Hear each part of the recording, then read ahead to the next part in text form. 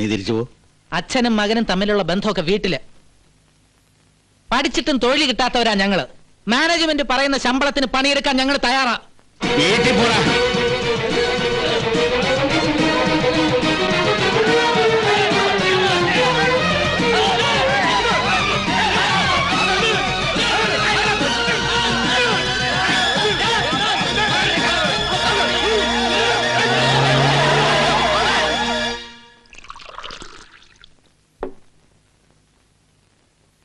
വാദിയും പ്രതിയും തമ്മിൽ ഇവിടെ വെച്ച് അക്രമമൊന്നും ഉണ്ടാവില്ലല്ലോ. എന്താ ഇനി അതും ഇതും പറഞ്ഞ് അവനെ വിഷമിപ്പിക്കണ്ട. ഒക്കെ കഴിഞ്ഞില്ലേ? കമ്പനിയിലെ സമരവും തീർന്നു. സമരം തീർന്നത് ഞാൻ ഇടപെട്ടുകൊണ്ട് മാത്രമാണ്. ഇടപെട്ടത് നമ്മൾ തമ്മിലുള്ള ബന്ധം ഒന്നുകൊണ്ട് മാത്രമാണ്. ഇല്ലായിരുന്നെങ്കിൽ 1 by 1 ആയിട്ട് കേസ് ചാർജ് ചെയ്ത് ഇവൻ ആജീവനാന്ത അകത്തിടാൻ എനിക്ക് ഒറ്റ സംഭവം മാത്രം മതി. ആജീവനാന്തം ജയിലിൽ കിടക്കണമെങ്കിൽ അതിനേക്കാൾ എളുപ്പമുള്ള വഴി എനിക്കറിയാം. പറയൂ. ഒരാളെ കൊല്ലുക. അതും സ്ഥലം സബ് ഇൻസ്പെക്ടർ ആയാൽ കൂടുതൽ നന്നായിരിക്കും. ചിറ്റപ്പാ, എനിക്ക് പെട്ടെന്ന് കോടതി വരുന്നു പോണം. ഞാൻ പോയിട്ട് പിന്നെ വരാം. അമ്മണിയുടെ ഏതമ്മണി? ഇവിടെ പറഞ്ഞ. ഓഹോ, അവള് ഏതോ ടെസ്റ്റിന്റെ റിസൾട്ട് വാങ്ങിക്കാൻ പോയിരിക്കുക.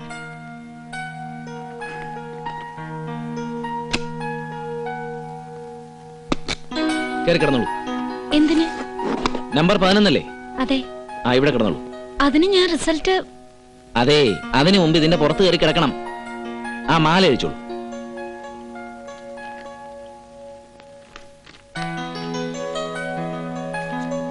നേരെ കിടക്കൂ.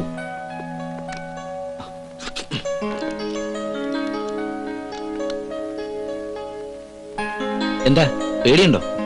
കുറച്ച്. എന്തിന്? അച്ഛന്റെ എക്സ്റേയുടെ റിസൾട്ട് അറിയാൻ ഇവിടെ വന്നിങ്ങനെ കിടക്കണമെന്ന് അറിഞ്ഞിരുന്നെങ്കിൽ ഞാൻ വേറെ ആരെങ്കിലും വിട്ടേനെ. ആരുടെ എക്സ്റേ? അച്ഛന്റെ. ആ ചേട്ടൻ നാട്ട്. ഇത് കൗണ്ടർ നമ്പർ 2. ദേ കണ്ടില്ലേ, സെക്കൻഡ്. മുകളിലും താഴെ ഓരോ വരയുണ്ട്. എവിടെ? ആ, തെളിഞ്ഞില്ലെന്നേ ഉള്ളൂ. ഇറങ്ങി പുറത്തിറങ്ങി ഇടതുഭാഗത്ത് 2ാമത്തെ കൗണ്ടർ, സെക്കൻഡ്. സോറി. അല്ലെങ്കിലേ ആശുപത്രികളെ പറ്റി പൊതുജനങ്ങൾക്ക് എന്നും കംപ്ലൈന്റാ. പത്രക്കാരെങ്ങാനും ഇത് അറിഞ്ഞാൽ ആളെ മാറി ഓപ്പറേഷൻ നടത്തിയെന്നവരെഴുതും. എന്റെ ജോലി തെറിപ്പിക്കുന്ന പണിയാ കുട്ടി ചെയ്തത്. പേരെന്താ? അമ്മിണി. അച്ഛന് ഒരു കുഴപ്പമില്ല. പഞ്ചസാര തീരില്ല. അയ്യോ, പഞ്ചാര തീരെയില്ലേ? എന്നാ പോകുന്ന വഴിക്ക് കുറച്ച് മേടിച്ചോണ്ട് പോവാ. റിസപ്ഷനിലെ നെയിം ബോർഡിലെ ഏട്ടന്റെ പേരൊരാൾ തിരയുന്നുണ്ട്. ആര്? ചെന്ന് നോക്ക്. നിന്റെ അച്ഛൻ കൊണ്ടുവരുന്ന ആലോചനക്കാർക്ക് നിന്റെ അമ്മയെ തന്നെ നമുക്ക് കെട്ടിച്ചു കൊടുക്കാം. അതോടെ നിന്റെ അച്ഛൻ രക്ഷപ്പെടും, നമ്മൾ സേഫ് ആവുകയും ചെയ്യും.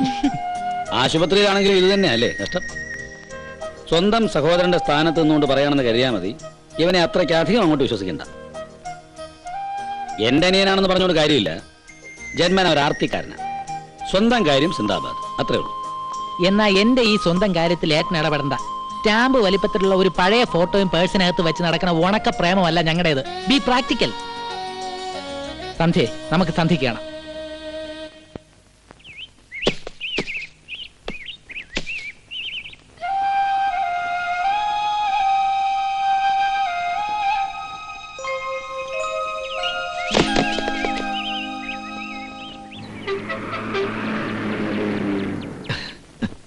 എന്താ പേരെന്ന് പറഞ്ഞത്? ഇപ്പൊ തന്നെ 3 പ്രാവശ്യം പറഞ്ഞു. സേതു. ആ, സേതു. ഗൗരവമായിട്ടുള്ള എന്തെങ്കിലും ആലോചിച്ചാൽ പറഞ്ഞു വന്ന് ഞാൻ പെട്ടെന്ന് മറക്കും. കണ്ടു മുതലേ എങ്ങനെയാണ്. സേതു. ആ, സേതു. സേതുവിന് എന്റെ പെങ്ങളെ ഇഷ്ടമാണ്. അവളെ വിവാഹം കഴിക്കണം എന്നാണ് ആഗ്രഹം. അതെ, അമ്മ മാത്രമേ ഉള്ളൂ വീട്ടില്. ടീച്ചറാ. ഒരുപാട് നാളായിട്ട് അമ്മ നിർബന്ധിക്കുന്നു. മനസ്സിനിണങ്ങിയ ഒരു കുട്ടിയെ കണ്ടെത്തട്ടെ എന്ന് വിചാരിച്ചിരിക്കുകയായിരുന്നു ഞാൻ.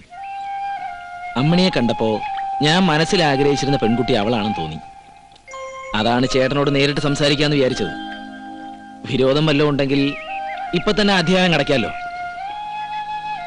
നിങ്ങളുടെ ഈ തന്റെ ഇടം എനിക്ക് ഇഷ്ടമായി. ഈ തന്റെ ഇടം കാണിക്കാൻ മറന്നുപോലുണ്ടല്ലേ. ഇഷ്ടം തോന്നുന്ന പെൺകുട്ടിയെ സ്വന്തമാക്കാന്ന് പറഞ്ഞാൽ അതൊരു ഭാഗ്യമാണ്. ഞാൻ അച്ഛനോട് പറയാം.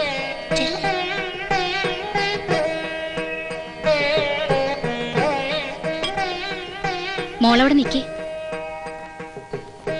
എന്റെ മോന് തെറ്റിയിട്ടില്ല. നിന്നെ പോലെ ഒരു മരുമകളെയാ ഞാൻ ആഗ്രഹിച്ചതും. മരുമോളായിട്ടല്ല, മോളായിട്ടാ നിന്നെ ഞാൻ കാണുക.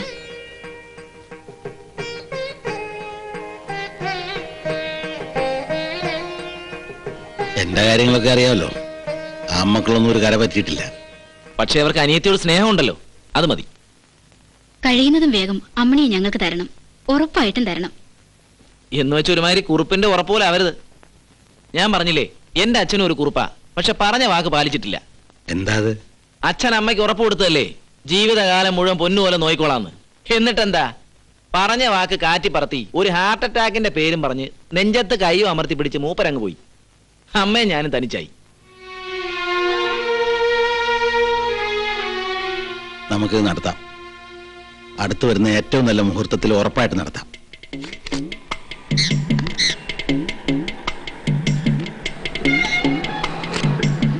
സാറിന് ഏറെ മോഹങ്ങളുണ്ട്. ആ മോഹങ്ങളൊക്കെ സാറിന് ഭാഗ്യത്തിൽ തെളിയാൻ പോവുകയാണ്. സാറിന് ഈ അടുത്ത മാസം 25-ാം തീയതി കഴിഞ്ഞ് കിട്ടിയാൽ ചില പ്രതീക്ഷകളൊക്കെ സാധ്യമായി വരും. സന്താനങ്ങളെ കൊണ്ട് ഒരുപാട് ഗുണങ്ങൾ കാണുന്നുണ്ട്.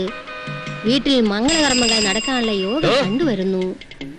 ഈ തത്ത വിചാരിച്ചാലൊന്നും തന്റെ തലയിലെഴുത്ത് മാറില്ല. തലയിലെഴുത്ത് മാറണ ഒരു ലക്ഷണം എന്റെ കയ്യിലുണ്ട്. ഇതൊന്നേ പോരാതെ. വിനയന്റെ ജോലിക്കാര്യം പറഞ്ഞ് ഞാൻ അളിയന് അയച്ച കത്തിന് അളിയന്റെ മറുപടി എനിക്ക് ഇന്നാണ് കിട്ടിയത്. മംഗലാപുരത്തിനപ്പുറത്ത് അവന്റെ സുഹൃത്തിന്റെ ഒരു തോട്ടത്തില് സൂപ്പർവൈസറുടെ ഒരു ജോലി ഒഴിവുണ്ട്. ആ ജോലി വിനയന് ശരിയാക്കി കൊടുക്കാന്നാണ് ദേ ഇതിൽ എഴുതിയിരിക്കുന്നത്. പിന്നെ ദേ ഒരു കാര്യമുള്ളൂ, വിനയനെ അവർക്കൊന്ന് കാണണം. അവൻ ഒറ്റയ്ക്ക് അയച്ചാൽ ശരിയാവില്ല. 2 ദിവസം ലീവ് എടുത്ത് താനും കൂടെ ഒന്ന് പോണം. ഇത് കിട്ടും. എന്നാലും അവിടെ ചെന്ന് ഇത്തിരി അധ്വാനിച്ച് നേടിയെടുക്കാൻ അവനോട് പറയണം. ഇതൊരു നല്ല സമയ. അമ്മണിയുടെ കല്യാണവും വിനയന്റെ ജോലിയും. ഞാൻ പറഞ്ഞില്ലേ താൻ പച്ച പിടിക്കുമെന്ന്.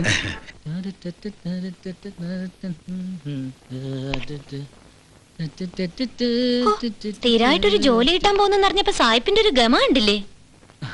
ഇന്നേ ബേക്കറിയിൽ സ്പെഷ്യൽ കേക്ക് ഉണ്ടാക്കണമെന്നാ കേട്ടത്. അമ്മണി, അച്ഛന്റെ ബാഗ് എവിടെ? ദാ എടുക്കുന്നു. നിന്റെ കല്യാണവും എന്റെ ആദ്യത്തെ ശമ്പളവും ഒന്നിച്ചാവുമെന്ന് അടിയോടി പറഞ്ഞത്. ഒരു 5-6 മാസത്തെ ശമ്പളം ഒന്ന് കിട്ടിക്കോട്ടെ, ഞാൻ നിനക്ക് 2 ഹെയർ പിൻ വാങ്ങി തരുന്നുണ്ട്. എനിക്കറിയാം അത്ര തന്നെ ഉണ്ടാവൂന്ന്. ನೋಡ್ರಿ, ಇಲ್ಲಿಂದ ಸ್ಟೇಟ್ ಹೋಯ್ದ್ರೆ ಮಂಗಲಾಪುರಂ, ಅಲ್ಲಿ 55 കിലോമീറ്റർ അർപ്പനഹള്ളി. ഇവിടെ നിന്ന് നേരെ പോയാൽ മംഗലാപുരം. മംഗലാപുരത്ത് നിന്ന് 55 നാഴിക അർപ്പനഹള്ളി. ഹള്ളി എന്ന് പറഞ്ഞ ഗ്രാമം. അവിടുന്ന് ഒരു ജീപ്പ് പിടിച്ച് നേരെ കിഴക്കോട്ട് പോവാ. അതാണ് ശാവന്നൂര്. ഇത് ഒരുമാതിരി പിള്ളേരെ പറ്റിക്കണമല്ലോ ഉണ്ടല്ലോ. എലിയെ പിടിക്കാൻ പൂച്ചയ്ക്ക് വഴി കാണിച്ചു കൊടുക്കുന്നല്ലേ. ഇതും ഒരു എലിപിടുത്തം തന്നെയാ. തന്റെ അച്ഛനോട് ആരോട് ഇതിന്റെ ഉള്ളിലേക്ക് എത്തിച്ചു നോക്കാൻ പറഞ്ഞത്? ഈ ഉന്നത കലാകാരന്റെ അവശ പെൻഷൻ എന്തായി? പെൻഷൻ കിട്ടണമെങ്കിൽ ഒന്നുകിൽ കലാകാരനായിരിക്കണം, ഇല്ലെങ്കിൽ അവശനായിരിക്കണം. മുത്തച്ഛൻ ഇത് രണ്ടുമല്ല, തനി തോന്നിയവാസി. തോന്നിയവാസി നിന്റെ തന്തയാടാ. ഇപ്പോണ്ട് നേരിട്ട് അങ്ങ് പറഞ്ഞേക്ക്. ഇനി പോന്നേരം വല്ലതും പറഞ്ഞ അച്ഛനെ പിണക്കണ്ട.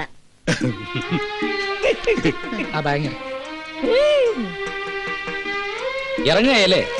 9 ആകാലുള്ളൂ. ഇനി ധൈര്യമായിട്ട് ഇറങ്ങാം. വന്ന് വന്ന് മലയാള അമ്മ ജ്യോതിഷത്തിലും കൈവച്ചോ?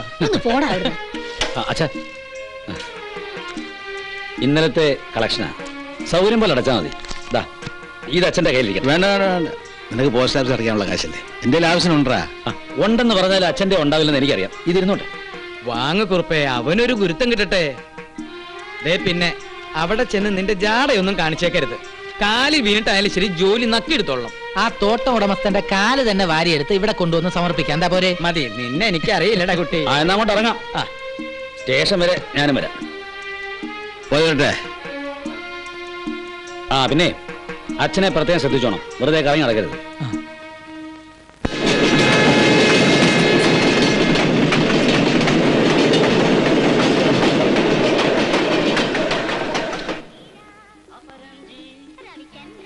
ಏನ್ರಿ ರಾಯ್ರೆ, ಬೆಳಿಗ್ಗೆ ಗೌಡೆ ಬಂದನ? ಇಲ್ಲ. ಬಂದ್ರೆ ನನ್ನ ಮನೆಗೆ ಬರೋದು ಕೇಳು. സോറി. മറന്നുಬಿಡ್ಬೇಡ. ഇവിടെ നിന്ന് എത്ര ദൂരം ഉണ്ടാവും അച്ഛാ? അധികമില്ല, ഒരു 3 മണിക്കൂർ യാത്ര വരും. ജോലി കിട്ടുമായിരിക്കല്ലേ? കിട്ടണം. നേരാമണ്ണ ആപ്ലിക്കേഷൻ അയച്ചിട്ട് കിട്ടാഞ്ഞോണ്ടല്ലേ നേരിട്ട് എല്ലാം അടിയോടി പറഞ്ഞത്. പിന്നെ അടിയോടിയുടെ ഒരു ബന്ധമുണ്ടല്ലോ അവിടെ. നല്ല സ്ട്രോങ് കാപ്പി. ഉടുപ്പി ബ്രാഹ്മിൻസിന്റെ അല്ലേ? കാപ്പിയുടെ കാര്യത്തിൽ ഇവരെ കഴിഞ്ഞേ ഉള്ള ആരും. ഇത് കുറെ നേരമായാലും ആറ്റിക്കൊണ്ടിരിക്കാൻ തുടങ്ങിയിട്ട്. ഇതങ്ങ് കഴിച്ചൂടെ? കഴിക്കണം. പിന്നെന്താ ഒരു പ്രശ്നം പോലെ? വയറിന് നല്ല സുഖമില്ലേ? നല്ല സുഖമില്ല. എന്തു പറ്റി? ഞാൻ ഈ പേഴ്സ് ഇവിടെ വെക്കാറുള്ളതേ, അതാരോ പോക്കറ്റ് അടിച്ച്. മണി 10 കഴിഞ്ഞിട്ടേ ഉള്ളൂ. ബസ് സ്റ്റാൻഡിൽ ഒരു ഈച്ച പോലും ഇല്ല. കയ്യിൽ കാശുണ്ടായിരുന്നെങ്കിൽ ഒരു ടാക്സി പിടിച്ച് പോവായിരുന്നു. എന്നാലും അത് ആരാ അച്ഛന്റെ പോക്കറ്റ് അടിച്ചത്? അഡ്രസ്സും ഫോൺ നമ്പറും നിന്നിട്ട് ആരെങ്കിലും പോക്കറ്റ് അടിക്കാറുണ്ടോ? ആ വഴികൾ ലോറിയും കാണും. കൈ കാണിച്ച് നോക്കിയാലോ?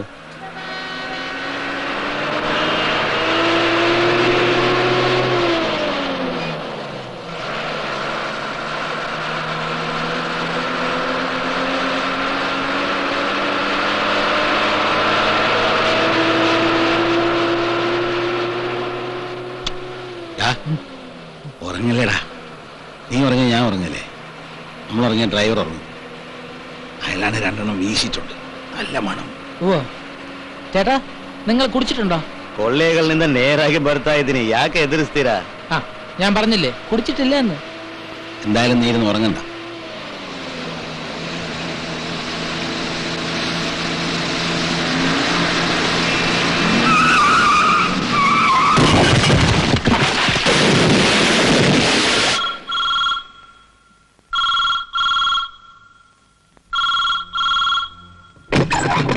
എന്താ അമ്മേ? അടിയോടി വന്ന് പറയുന്നു ബൂത്തി കുറെ നേരമായിട്ട് ഫോണ് ബെല്ലടിക്കുന്നു. ഈ നേരത്തോ? കമ്പനിയിൽ നിന്ന് ഷിഫ്റ്റ് കഴിഞ്ഞ് വരുന്ന വഴിയാ ഞാൻ. ഒരു തവണ കുറെ നേരം ബെല്ലടിച്ചു, കട്ടായി. വീണ്ടും കുറെ നേരം അടിച്ചു, പിന്നെയും കട്ടായി. മൂന്നാമത് അടിക്കാൻ തുടങ്ങിയപ്പോഴാണ് ഞാൻ ഇങ്ങോട്ട് പോകുന്നത്. ആ ടോർച്ചിങ് വരും. അമ്മ ഞാനൊന്ന് പോയി നോക്കിയിട്ട് വന്നാലോ? ഹലോ ഏട്ടാ, ഞാൻ വിനയനാണ്. ഞങ്ങൾക്ക് മംഗലാപുരത്ത് നിന്നും ഒരു ലോറിയാണ് കിട്ടിയത്. ആ ലോറി ഒരു പാലത്തിൽ നിന്ന് മറിഞ്ഞു. ഡ്രൈവർ മരിച്ചു. ക്ലീനറെ അച്ഛനെയും കാണാനില്ല.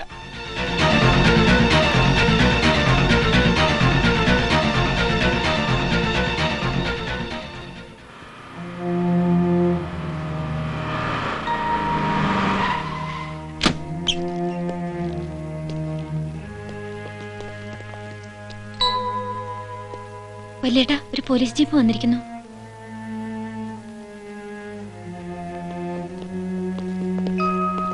എന്താ?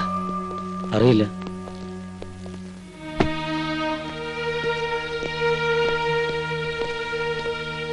അപകടം നടന്ന സ്ഥലത്ത് കഴിഞ്ഞ ഒരാഴ്ചയായി ഞാനുണ്ടായിരുന്നു. ഡ്രൈവറുടെ ബോഡി അന്നേ കിട്ടി, ക്ലീനറുടേത് ഇന്നലെ. അവർ തിരച്ചിൽ നിർത്തി. ആ പുഴയിൽ വീണാൽ ബോഡി കിട്ടാൻ പ്രയാസമാണത്രേ. അഴിമുഖം വളരെ അടുത്താണ്. ഇന്നേക്ക് 14 ദിവസം കഴിഞ്ഞില്ലേ? ഇനിയിപ്പോ കിട്ടിയാൽ തന്നെ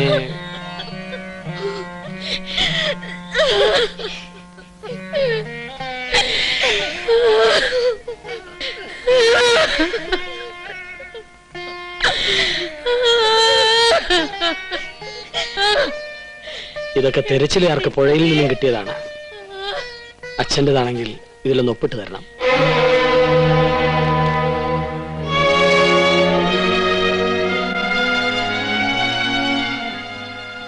ഇത് വെറും ഒരു അനുശോചന യോഗമല്ല. കൃഷ്ണക്കുറുപ്പിന്റെ വേദനാനിർഭരമായ മരണത്തിൽ നമുക്കെല്ലാം ദുഃഖമുണ്ട്. ആ നല്ല മനുഷ്യൻ കൈപിടിച്ചുയർത്താൻ ശ്രമിച്ച ആ കുടുംബത്തെ ആവും വിധം സഹായിക്കുക എന്നുള്ളത് നമ്മുടെ ഓരോരുത്തരുടെയും കടമയാണ്. അതുകൊണ്ട് കുറുപ്പിന്റെ വീട്ടുകാർക്ക് സഹായധനമായി ഈ കമ്പനിയിലെ തൊഴിലാളികൾ ഒരു പണക്കിഴി നൽകണമെന്ന് തീരുമാനിച്ചിട്ടുണ്ട്. ആ പണക്കിഴി സമാഹരണത്തിന്റെ ഉദ്ഘാടനവും ഞാനിവിടെ നിർവഹിച്ചു കൊള്ളുന്നു.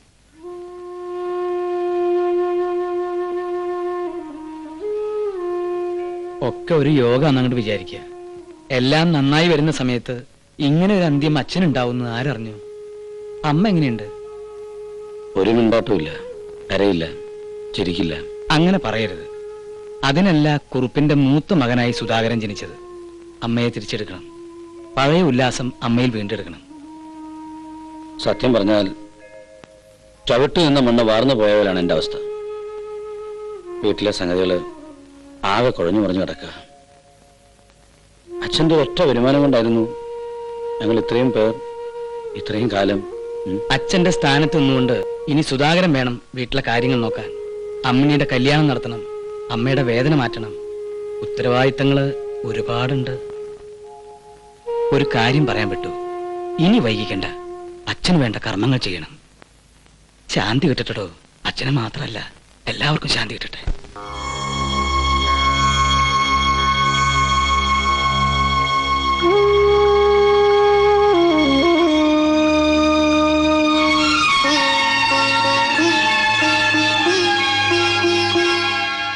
പ്രദോഷ കുങ്കുമം തിരയിൽ താഴുമീ ജനിമൃതിയുടെ പടവിൽ.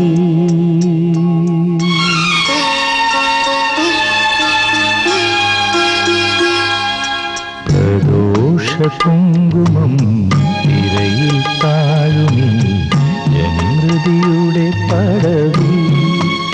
എന്തിനോ തനിയായി നീ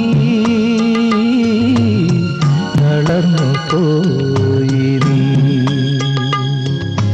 പ്രദോഷ കുങ്കുമം തിരയിൽ താഴുമീ ജനിമൃതിയുടെ പടവിൽ.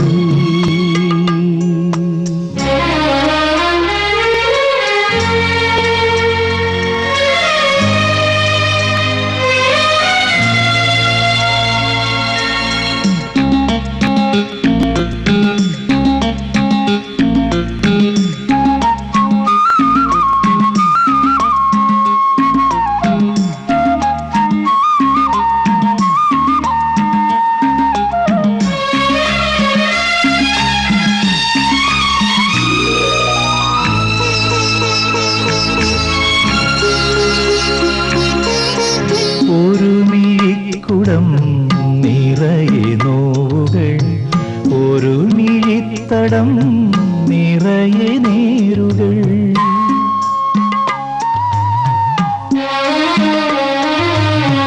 ഒരു മിഴിക്കുടം നിറയെ നോവുകൾ, ഒരു മിഴിത്തടം നിറയെ നേരുകൾ. കഥനജാലകം തുറന്നു നിന്നിലേക്കിറങ്ങി വന്നതോ നിഴൽ പിറാവുകൾ, ഇറങ്ങി വന്നതോ നിഴൽ പിറാവുകൾ.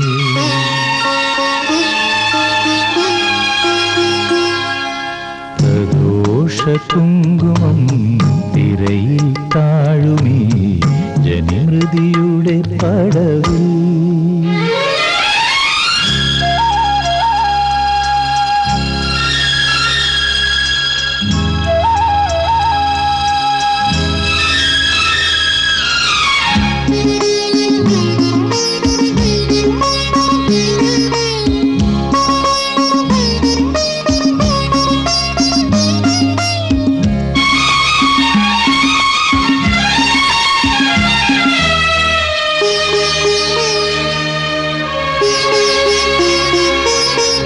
ഇളകുമോർമ്മയിൽ കിളിയുണർന്നുവോ, ഇടറുമോളവും കഥ പറഞ്ഞുവോ.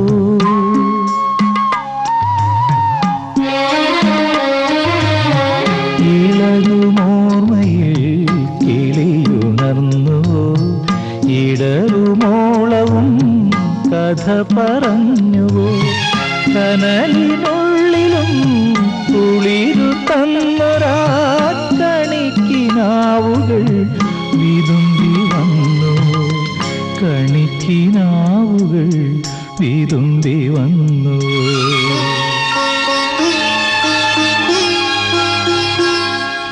പ്രദോഷ കുങ്കുമം തിരയിൽ താഴുമീ ജനിമൃതിയുടെ പടവിൽ.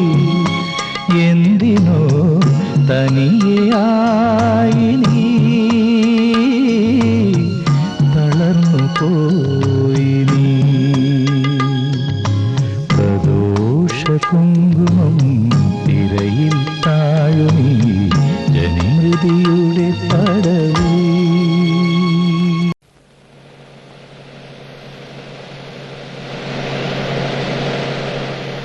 സുധാകരൻ എന്താ ഇങ്ങനെ നോക്കി നിൽക്കുന്നത്? അല്ല, ഒരുപാട് കാലം അച്ഛൻ ജോലി ചെയ്യുന്ന സ്ഥലമല്ലേ ഇത്. ഓർക്കുമ്പോൾ ഒരു വിഷമം. ഓർക്കണ്ട. ഇതാണ് പ്രോവിഡന്റ് ഫണ്ടിന്റെ കടലാസ്. ഓരോ ഷീറ്റിലും അമ്മയെ കൊണ്ട് ഒപ്പിടിക്കണം. ഒരാഴ്ചക്കുള്ളിൽ പണം കിട്ടും. ഒരു ജീവന്റെ വില അല്ലേ? ജീവന്റെ വില അത് മാത്രമല്ല, ഇൻഷുറൻസ് തുക കുറെ കൂടെ വലുതാ. അച്ഛന്റെ ഡെത്ത് സർട്ടിഫിക്കറ്റ് കിട്ടിയോ? വിനയൻ അതിനുവേണ്ടി ഓടി നടക്കുക. അതും പെട്ടെന്ന് ശരിയാക്കണം. കൃഷ്ണക്കുറുപ്പ് സഹായ നിധിയുടെ മീറ്റിംഗിൽ നിന്ന് വരികയാണ് ഞാൻ. പണക്കിഴി പുരോഗമിക്കുന്നുണ്ട്. അപ്പോഴേ അടിയോടിയുടെ വക ഒന്നും കിട്ടിയില്ല. ഈ പണക്കയുടെ ആവശ്യമൊന്നുമില്ല. അത്ര വലിയ വിഷമങ്ങളൊന്നും ഇല്ലാതെ തന്നെ കുടുംബം കൊണ്ടുപോകാൻ ശ്രമിക്കുകയാണ് ഞാൻ. എന്തിനാ വെറുതെ? വെറുതെ അല്ല, പണക്കിഴി ആവശ്യമുണ്ട്, ഞങ്ങൾക്ക് ആവശ്യമുണ്ട്. ഇനിതാ ഇവിടെ ഇടാം. പ്രോവിഡന്റ് ഫണ്ടിന്റെ പണം കിട്ടിയാൽ കുറച്ച് പാർട്ട്ണർമാരെ കൂടെ ചേർത്ത് ഒരു ബസ് വാങ്ങിയാലോ എന്ന് ആലോചിക്കാൻ ഞാൻ. റൂട്ട് പെർമിറ്റ് ഉള്ള ഒരു ബസ് ഞാൻ നോക്കി വെച്ചിട്ടുണ്ട്. ബസ് അവിടെ നിൽക്കട്ടെ. ആ പ്രോവിഡന്റ് ഫണ്ടിൽ നിന്ന് കടമെടുത്ത് കുറെ രൂപ ചന്ദ്രേട്ടന് കൊടുക്കാന്ന് അച്ഛൻ പറഞ്ഞിരുന്നു. അതെ, അത് ആദ്യം ചെയ്യേണ്ടത്. കള്ളം പറയല്ലേ ചേച്ചി, അച്ഛൻ അങ്ങനെയൊന്നും പറയില്ല. പറഞ്ഞു. എനിക്ക് കായക്കച്ചവടത്തിന് മാർക്കറ്റിൽ കുറച്ച് സ്ഥലം കിട്ടാൻ 30,000 രൂപ തരാമെന്ന് അച്ഛൻ എന്നോട് നേരിട്ട് പറഞ്ഞത്. അതനുസരിച്ച് ഞാൻ എന്റെ കയ്യിൽ നിന്ന് 15,000 രൂപ ഇട്ട് മാർക്കറ്റിൽ നല്ലൊരു സ്ഥലം നോക്കി വെക്കുകയും ചെയ്തു. ബസ് വാങ്ങിയാൽ ഈ കുടുംബം രക്ഷപ്പെടും. ഇക്കാലത്ത് ബസ് വാങ്ങി ഒരു കുടുംബവും രക്ഷപ്പെട്ടിട്ടില്ല. വേറെ ആവശ്യക്കാരൊന്നും ഈ പണത്തിനില്ലല്ലോ. സ്വന്തം ആവശ്യങ്ങൾക്കിടയ്ക്ക് നിങ്ങൾ മറന്നുപോയൊരു കാര്യമുണ്ട്. അമ്മയുടെ വിവാഹം അച്ഛൻ നിശ്ചയിച്ച ദിവസം തന്നെ അത് നടത്താൻ ഞാൻ തീരുമാനിച്ചിരിക്കുകയാണ്. ഈ പണം അതിനുള്ളതാണ്. കല്യാണമാണോ ഏട്ടാ വലിയ പ്രശ്നം? ബസ് വാങ്ങിയാൽ 1 വർഷത്തിനുള്ളിൽ ഇവളുടെ കല്യാണം ഞാൻ നടത്തിത്തരാം. നടത്തി കഴിഞ്ഞൊരു കല്യാണമല്ലേ എന്റേത്. ആ അന്ന് പറഞ്ഞ ശ്രീധനത്തിന്റെ 10-1 നിങ്ങൾ ആരെങ്കിലും ചന്ദ്രേട്ടന് കൊടുത്തിട്ടുണ്ടോ? ഒടുക്കത്തെ ഒരു സ്ത്രീധനം. അത്രയ്ക്ക് വലിയ വിഷമമാണെങ്കിൽ ചേച്ചി ഒരു കാര്യം ചെയ്യും, അളിയനെ അങ്ങ് കളഞ്ഞേക്ക്. ആരും തർക്കിക്കണ്ട. അച്ഛന്റെ ആഗ്രഹം പോലെ അമ്മയുടെ കല്യാണം നടക്കട്ടെ ആദ്യം. അച്ഛനില്ലാന്ന് വെച്ച അച്ഛന്റെ സിംഹാസനത്തിൽ കയറിയിരിക്കുന്നത് ആർക്കും അത്ര നല്ലതല്ല. നിങ്ങളെപ്പോലെ സ്വന്തം ആവശ്യങ്ങൾക്ക് വേണ്ടി ഒച്ച വയ്ക്കാത്തത് കൊണ്ട് അവൾ ഒറ്റപ്പെടാൻ പാടില്ല. ഞാനത് സമ്മതിക്കില്ല. ഇനി അതിനുവേണ്ടി നിങ്ങളെ ഇത്തിരി വിഷമിപ്പിക്കേണ്ടി വന്നാലും ഞാനതൊട്ട് കാര്യമാക്കുകയില്ല. അമ്മ, ഞാൻ ആ സേതുവിനെ കണ്ടെന്ന് സംസാരിക്കട്ടെ.